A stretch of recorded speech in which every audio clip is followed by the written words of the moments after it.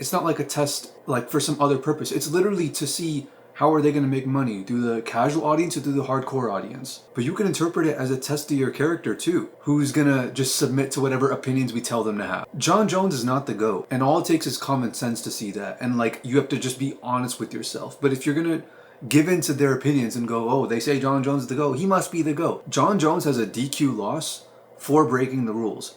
He has a history of knowingly breaking the rules, knowing that he would not be punished for it, knowing that they would make an example out of other fighters who tried to do that. He used unfair advantages in fights. He wasn't the best fighting the best. You don't look at like a senior beating up a freshman and go, oh yeah, this is an honorable fighter right here.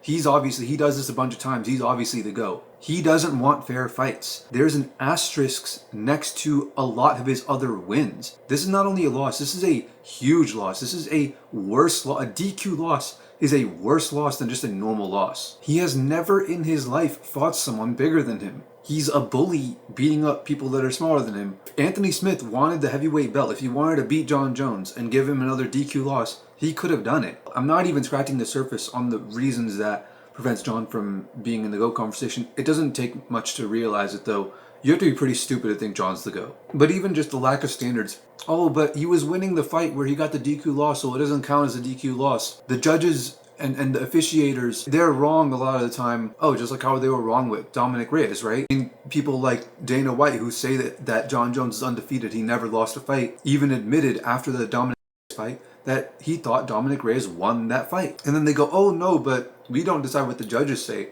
So the officiation doesn't matter. Pick one or the other. Either way, he's a loser. And when the UFC sees people who sprout all this like, oh, Jon's never lost a fight, who spread that narrative, you're failing the test. The people who run these organizations at the top, the people who purchase the UFC and run all the other organizations and all the commissions and all that stuff, they're looking around at all the fan base and they're going, how can we just create these, like tell them what to follow and then they follow it, tell them to buy this pay-per-view and they buy it. They want to create easy ways to create intrigue and hype and story without actually like doing any of the work for it and manufacture interest in the sport. Because then they can do whatever they want. They can abuse the sport for the sake of like profits and personal gain, and people won't do anything about it if they know that the fan base is not going to fight back against what they say.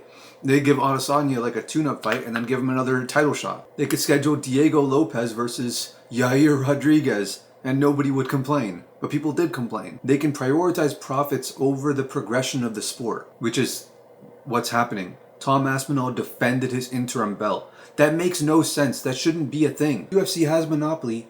Dana is simply just like at many other, marketing strategies.